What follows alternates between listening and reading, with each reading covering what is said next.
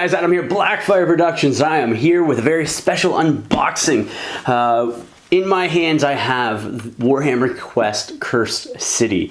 It is a new miniature board game by Games Workshop with an amazing setting. But before we get into the unboxing and everything else, I want to do a big shout out to Will and David over at Torchlight Games and Hobbies in Burlington, Ontario. They helped me acquire this box, and so a big shout out to them. Thank you very much for the support that you guys are giving me. And they're also the sponsors for today's video.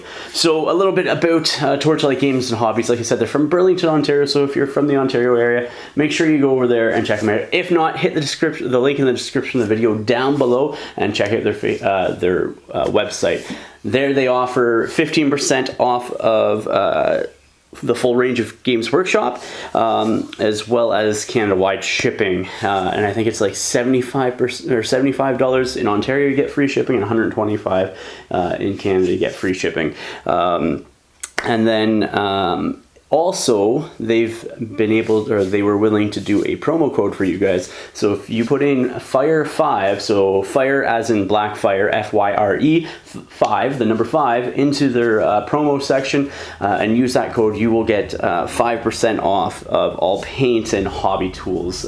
So things that you will need to get yourself ready for Warhammer Quest Cursed City. So these guys, I guess, have been around for a few years. When I was talking to David, I think they said 3 to 4 years. It'll be 4 years soon, if I can remember correctly. And basically what they are, the two owners, those guys are hobbyists themselves, and have just taken off with this store, and sort of filled a gap when another store closed in Burlington. So they filled that gap and are doing quite well. So a big shout out and thank you again to Will and David of Torchlight Games and Hobbies. Make sure you check them out in the description of the video down below again. So, but enough with that. Let's continue on to this unboxing, Warhammer Quest Cursed City. What first drew me to this game was completely the theme. So a little bit about me: I used to play Vampires the Masquerade and Dark Ages back as a kid, young adult, I guess, teenager, young adult, you know, and I still am a big fan of that style of setting. So a medieval, sort of vampiric, dark, moody, gritty city or setting. And this just tickled me red. I was about to say pink, but it's really red. And got me giddy with the setting and everything else. The minis just look phenomenal, and the fact that it's all vampiric based with vampire hunters. Awesome! So I knew right away I was going to get it. And I am stoked. It's a beefy box. A bunch of minis in there. I think there's like, I want to say like 60 minis in total. I'll have to look. It's in the book, in one of the books. I have already opened it to peruse the rules book and stuff like that. But I thought I would show you guys what was in the box and the contents. And then hopefully in the very near future, once I get some of these guys painted, I'm going to start doing the journeys and the campaign setting for this game. And I'm going to continue to do content for you guys. So hopefully you will enjoy that and follow along in my campaign. So without further ado, yeah, you know what I'm saying. Let's get into this box. So as I was saying, I've already opened up this box, took the shrink wrap off a bunch of stuff, and was reading through some of the rules. But I haven't put anything together yet because they're still on sprue, and I want to do this unboxing first. I gotta say, I love the stylistic artwork. This just really evokes that feeling of dark, bloody ruin and destruction and everything else. The white for the heroes just pop on that red and black background. I love it. A very comic booky sort of look with some of this art as well. It's awesome. So you have everything here.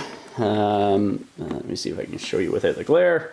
But yeah, there you go. So, and then you got all your back information there, all your models and the layout of the game. And so this box contains a 40-page rule book, a 56-page quest book, 16-page War Scrolls booklet, which for all you Age of Sigmar players. 22 double-sided board tiles, 138 cards, 180 tokens, counters, and markers. I think I need another marker holder. And then, let's see, Ulfenkarn in Peril envelope. I'm not sure what that is. I'm assuming it's going to be for a finale type scenario. And then it includes 60 Citadel miniatures, 8 heroes, 1 Radukar, the Wolf, the Watch Captain, Halgrim, Torgilius, the Chamberlain, Gorslav, the Gatekeeper, 2 Korsagi, Night Guard, 3 Vairocos Bloodborne, 1 Vargskir, 10 Deadwalker zombies, 10 Ulfenwatch, 6 Corpse Rats models, 6 Bat Swarms, 4 Mysterious Objects, 2 Gravestones, 2 Dire Ghouls, and 2 Gnawbone Strays. I almost wanted to do that in like the 12 Days of Christmas tones. I think that would have been hilarious. Either way. But that is the box. Let's open it up and see what's on the inside. Obviously, you're going to see lots of plastic. There you go. That's it. We're done. That's it. So, I do like how they distinctly change the sprues for the heroes to the hostile creatures. So that's the heroes. You can see here you got, I can't remember her name off the top of my head, but her in the armor. Drawn a blank. But yeah, so all these are push fit, which is nice. It says you don't require glue, but I will use glue to hold these together. So, but yeah, so first 4 characters, I don't know. Actually, I do have a general idea as to who I'm building. I'm going to do the Vampire Slayer, the Ogre, Corpse Eater. Is it Bertog? Corpse Eater. And then the Priest-like girl, and probably the Wood Elf. But yeah, this detail, like GW Plastic is fantastic. I absolutely love it. Their engineering in that they put into these models are just so crazy good. So crazy good.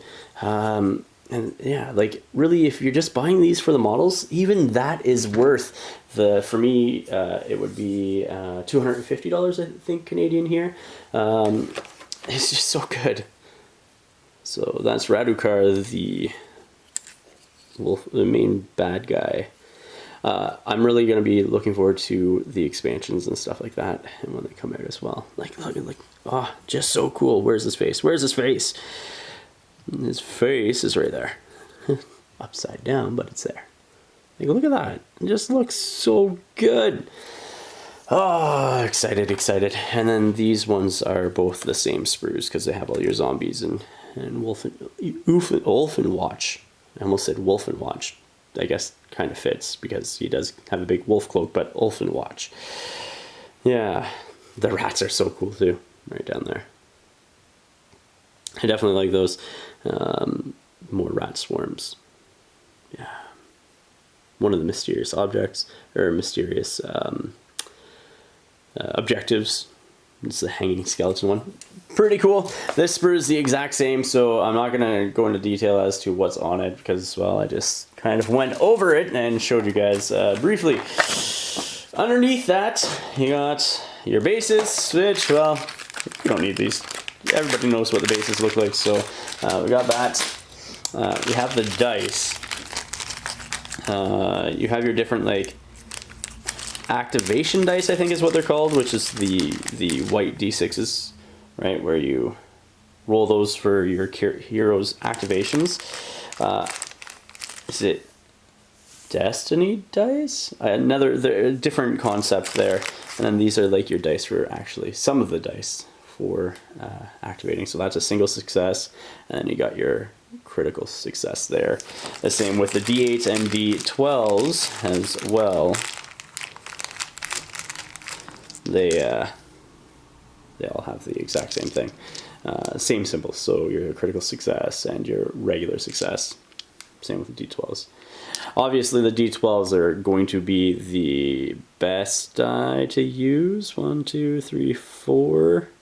So you got about a 66% chance on the red die to get whatever you need. And I'm going to say 50% on the D8s. And it looks like 33% on the white to get either a success or a critical success. And then you got your actual D12 here. That's used just to determine what the hostile creatures are going to be doing. You have your 4 books. So you got your War Scroll book. We'll do that one first with all the stat lines and everything. Brutog. Yeah, so it's Jelson, Brutog. What are the other 2 heroes? Colassi or Cleona is the one, and then I think it's like, what is her name? The last one. Qualathis, the Exile. Those are the 4 that I was going to do. Yeah, but yeah, comes with all your stat lines and that for Age of Sigmar, War Scrolls. So for any of you guys planning, you throw it into your armies for that, which is quite nice. And also very expected because they are named characters. You got the instruction manuals for all the push fits and all that, right? So it's going to be so much fun. So much work to paint it and everything, but it's going to be so much fun as well. I am definitely going to be using a mixture of contrast paints and everything and trying to speed through these. I want them to look good, but I also want to be able to do the campaign and stuff. So I'm going to work pretty quickly. Probably start with my 4 heroes and then what I need for the first journey, and then build from there. You have your rule book, which I didn't get through it all last night when I was flipping through it. It comes with 5 tutorials to sort of teach you how to play the basics of the game and how to set it up. I think I got to about this area here last night, this page. So like only page like 20, 21, and then it goes into turn breakdowns and everything else. So overall the rules are set on 40 pages of stuff, and then they have a reference at the back. Obviously going to be super helpful for the newer players like myself, because I own Blackstone Fortress, which this is similar to, but I've never actually played it. I've only actually built one model from there, and that was the robot with the big Gatling gun, because I used them in the Necromunda campaign. So I can't even say that I can take those rules I learned over in Blackstone Fortress and apply them to this. I know there's a lot of similarities in that, but I know they also enhance the rules as well from chats and watching other people talk about this. So, and then the quest book with all your different quests, and what I like is the lore and stuff like that in the first little bit here. So yeah, I'll just quickly, yeah, so cool. So much stuff. It's gonna be fun. It's gonna be a fun campaign. They'll insert sort of thing showing off the artwork on the front again, but also it's basically a plug for the Cursed City book, which I haven't picked up. I'm curious. Do you guys think I should or not? I know it comes with another character. And it's gonna be hard to find now. I'm assuming that it's gonna be hard to find now, at least, with everything already basically sold out, but I definitely want to give it a read, so I'm thinking I might just do like Audible. I know they have or had a sale on, so I might just do Audible and just listen to it as like I'm painting and everything else, just to get in the mood, and I won't worry about the other hero that comes in those as well. So that's that envelope, Ylfin Karn in Peril envelope. So once I figure out what that's for, I'll find out. But look at that artwork. This just screams everything sort of like vampiric and dark. I love it. I get a big feel of like Eastern Europe from a lot of this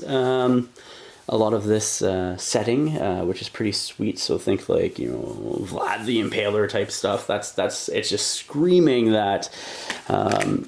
So you got your influence and fear. So the influence, I think, is Radukar and his influence over the city and their fear level, I think. And then these are the main villains that you can slay and stuff like that. So yeah, let's get into these cards and see what is inside there as well. So I didn't open up these packs, but these are going to have your empowerment weapons. So I'm assuming it's going to be weapons and stuff like that. Weapons, armors, and other items and gear that you may need. Maybe I should have opened those up. you have your different initiative options for your heroes, as well as your hostiles for your initiative order, and just a bunch of other cards. So these are treasures, discovery treasures, or just discoveries in general, I guess, eh? So these are going to be drawn for you to determine what you're doing, and then you have your traits and stuff as well. So I'm assuming that these traits are just going to be used for when you activate like the hostile characters, maybe? Or is it going to be traits for your heroes, maybe? Because I know they do have traits as well, so it could be that. Either way, could be cool. Should be fun. It's probably going to be traits for heroes, because as I pull out these cards, you have your Path to Glory side, and then you have your Inspired side as well. So, and then, so yeah.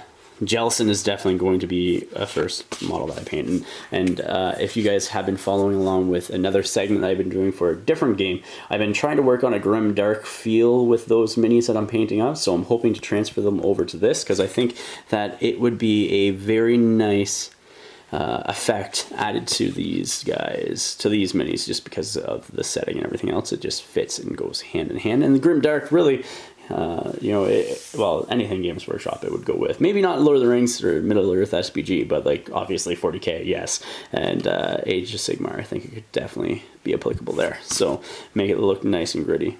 So, but yeah, these are the cards that I am, or that you can use, and the various heroes. And then you have your hostile creatures. So you have your move and the wounds, everything at the top, your weapon and the type of dice, as well as the damage, and then special rules and the behavior table, which is where you roll that d12 on. So you have your regular side, and then you have your empowered side, which I think has a lot to do with the time of day. So if you're getting into like nighttime, these guys get stronger. But yeah, oh man, these minis look so good. So good. There. I'm gonna, this guy looks awesome. I'm gonna be excited to paint him up. And then obviously Radukar the wolf. Gorslav the Gravekeeper looks interesting.